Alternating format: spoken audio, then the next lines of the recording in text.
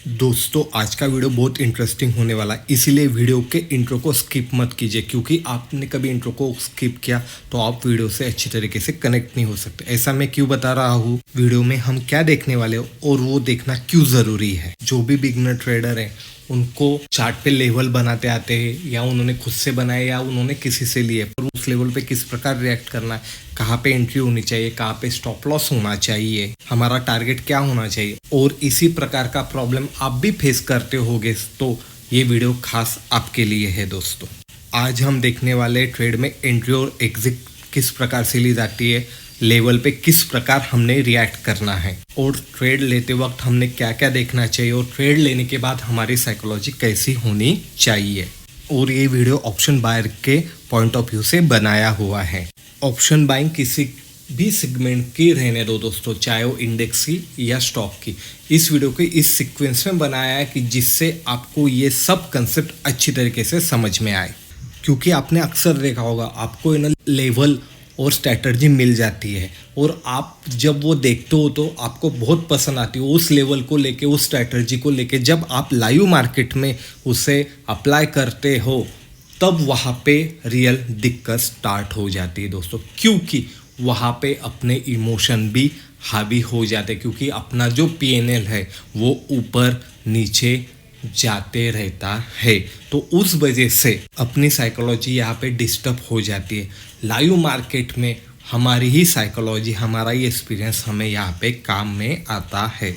इसीलिए आज का वीडियो यहाँ पे हमने बनाया है कि ट्रेड लेने के बाद या ट्रेड लेने से पहले हमारी साइकोलॉजी क्या होनी चाहिए, हमारा माइंडसेट क्या होना चाहिए, क्योंकि सब गेम साइकोलॉजी और माइंडसेट का है दोस्तों। क्योंकि लेवल पैटर्न सबको दिखाई दे रहे पर हर ट्रेडर इसे अलग अलग तरीके से अप्रोच करता है। तो हमारा राइट अप्रोच यहाँ पे क्या होना चाहिए, उसके लिए हमें किन किन चीज़ों पे ध्यान देना चाहिए, वही फुल इन्फॉर्मेशन इसी वीडियो में है। कभी ये कंसेप्ट आपको अच्छी लगेगी तो ज़रूर आप चैनल को सब्सक्राइब भी कीजिएगा दोस्तों, और इसी प्रकार के अनोखे इन्फॉर्मेशन के लिए इस वीडियो को लाइक भी कीजिएगा। आपने कभी लाइक किया तो हमारा मोटिवेशन यहाँ पे बढ़ता है। चलो तो फिर वीडियो को स्टार्ट करते हैं। सबसे पहले हमने देखा था एंट्री और एग्जिट। अभी एग्जिट करनी है तो ट्रेंड में हमें सबसे पहले एंट्री करनी चाहिए, और एंट्री करने के लिए किन किन चीज़ों पे ध्यान देना है, एंट्री करते वक्त हमारी साइकोलॉजी क्या होने वाली, उसके पॉइंट हम अब देखने वाले हैं। उसके बाद ही हम टेक्निकल और प्राइस एक्शन पे फोकस कर सकते हैं और एक बढ़िया ट्रेड यहाँ से हासिल कर सकते हैं। उसके बाद हम देखने वाले टेक्निकल पॉइंट। ये दोनों पॉइंट को कभी आपने मर्ज किया तो उसके बाद जो लेवल आपने निकाली है उस पर किस प्रकार एंट्री करनी है, ये सब कन्फ्यूजन आपका यहाँ पे दूर होने वाला है। अभी तक तो आपको पता ही चल गया होगा कि वीडियो कितना इम्पोर्टेंट है। कभी आपको वीडियो देखना है तो पूरा ही देखना दोस्तों, आधा वीडियो देख के जाने वाले हो तो अभी ही वीडियो को बंद कर दो, क्योंकि जो भी अधूरा नॉलेज रहता है वो हानिकारक रहता है। इसीलिए पूरा देखना होगा तो ही कंटिन्यू करना, नहीं तो अभी ही वीडियो को छोड़ के चले जाओ। साइकोलॉजी में सबसे फर्स्ट पॉइंट है दोस्तों, जो भी हम फॉलो करते हैं दोस्तों उसे हमें कंटिन्यू फॉलो करना है, क्योंकि यही की है प्रैक्टिस मेक परफेक्ट। प्रैक्टिस करके ही हमारी परफेक्शन यहाँ पे बढ़ने वाली है, हमारा यहाँ पे कॉन्फिडेंस बढ़ने वाला है। ट्रेडिंग में हमेशा बड़ा प्रॉफिट बनाने से बेहतर है हमारा यहाँ पे लॉस कैसे कम होना, इस पे हमारा सबसे ज़्यादा फोकस होना चाहिए दोस्तों। यानी क्या, हमारे कैपिटल बचाने में फोकस होना चाहिए। छोटा बड़ा कुछ भी हो, यहाँ पे हमें प्रॉफिट बुक करना आना चाहिए। मार्केट में छोटी बड़ी मोमेंटम हर वक्त आती है तो उसे पकड़ना सीखना आना चाहिए। बड़ी मोमेंटम कभी आती है दोस्तों तो उसे पकड़ने के लिए मुझे मार्केट में रहना ज़रूरी। मार्केट में रहने के लिए मेरा कैपिटल मेरे पास रहना सबसे ज़रूरी है। इसीलिए हमें हमारा कैपिटल स्लोली और स्टडी बढ़ाना है, तभी आप मार्केट में रह सकते हो और उसके बाद ही आप ये जो बड़ी मोमेंटम के लिए मार्केट में आए हो उसे पकड़ सकते हो। हर वक्त बड़ी मोमेंटम आएगी इस होप से आप कभी ट्रेड कर रहे हो तो यहाँ पे आप ट्रैप होने की संभावना है। मार्केट को समझने के लिए छोटे छोटे प्रॉफिट आप बुक करना लग जाओगे तो आपका इससे कॉन्फिडेंस बढ़ने वाला है दोस्तों। कभी आपने यहाँ पे एक रूल बनाया दोस्तों कि मैं हर दिन ग्रीन में बंद होने वाला हूँ, चाहे छोटा या बड़ा प्रॉफिट, पर मेरा पीएनएल यहाँ पे ग्रीन में ही बंद होना चाहिए। इससे दो फायदे आपको होने वाले। फर्स्ट क्या है कि आपका यहाँ पे कॉन्फिडेंस बढ़ने वाला है क्योंकि आप हर दिन ग्रीन में बंद हो रहे हो। और दूसरा क्या है कि स्लो ही क्यों ना हो, आपका यहाँ पे कैपिटल भी ग्रो होने वाला है और इससे आपकी साइकोलॉजी टोटल बदलने वाली है, जिससे आपको ट्रेड करते वक्त कोई भी डर यहाँ पे नहीं लगने वाला।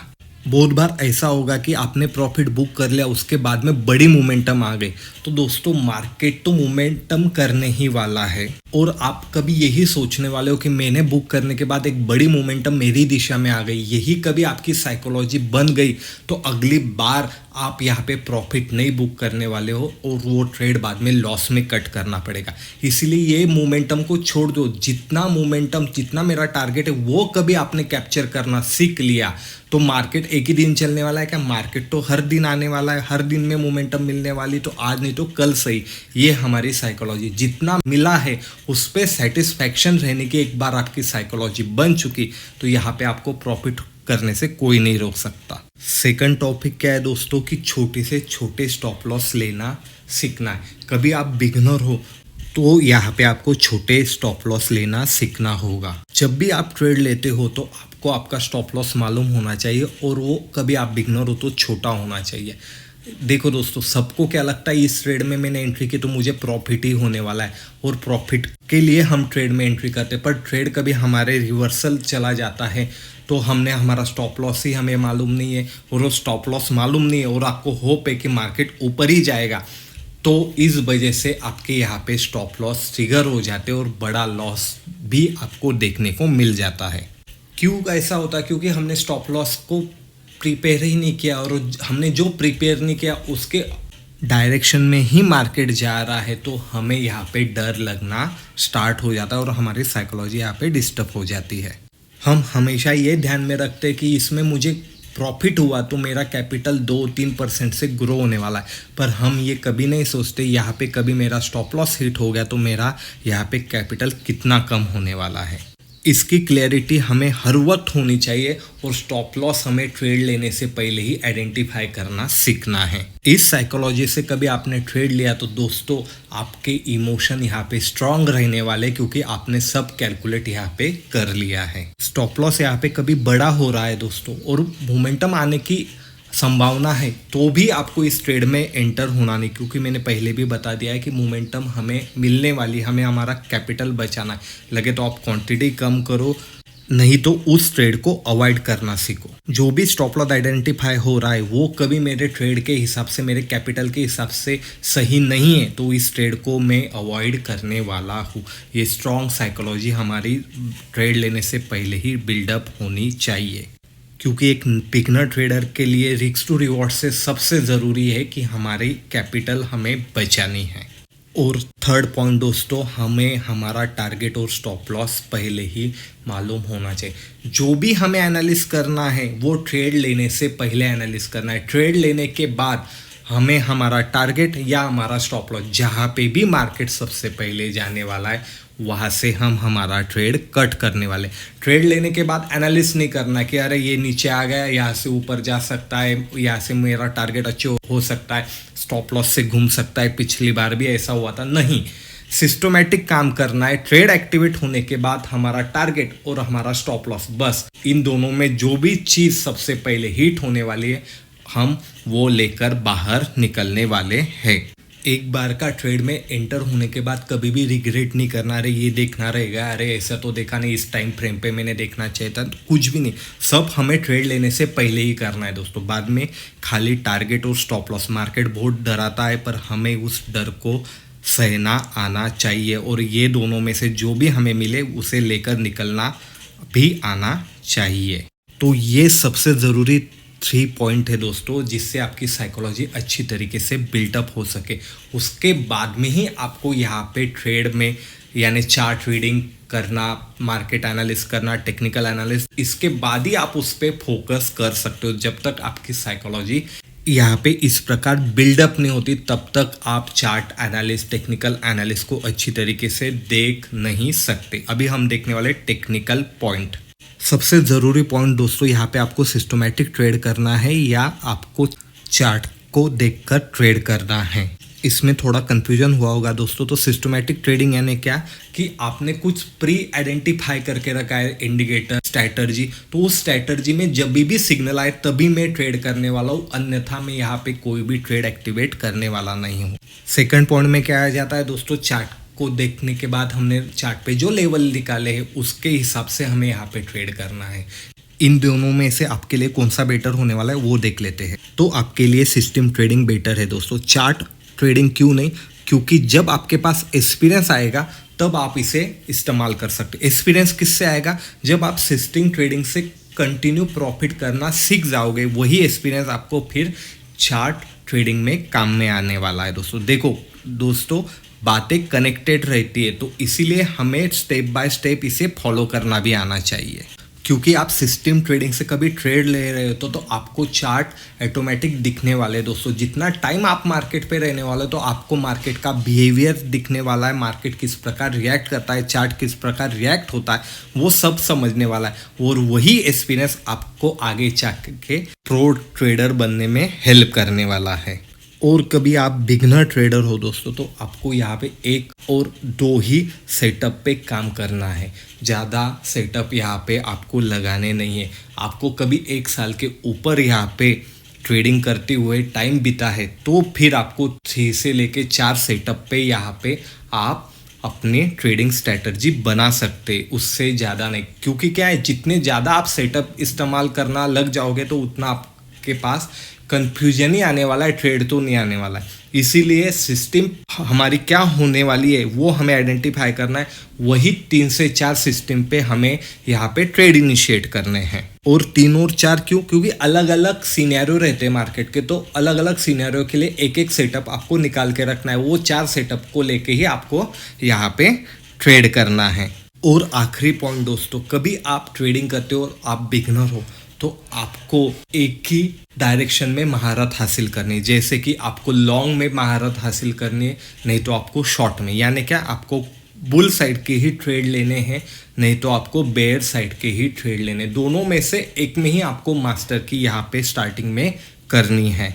कभी आपने लॉन्ग साइड पे मास्टर की करना स्टार्ट किया तो आपको एक ही बात को ध्यान रखना है, जब भी मुझे कुछ पॉजिटिव यहाँ पे ट्रेडिंग सिस्टम मिलती है तभी मैं ट्रेड लेने वाला हूँ, निगेटिव आए तो मैं यहाँ पे ट्रेड करने वाला हूँ।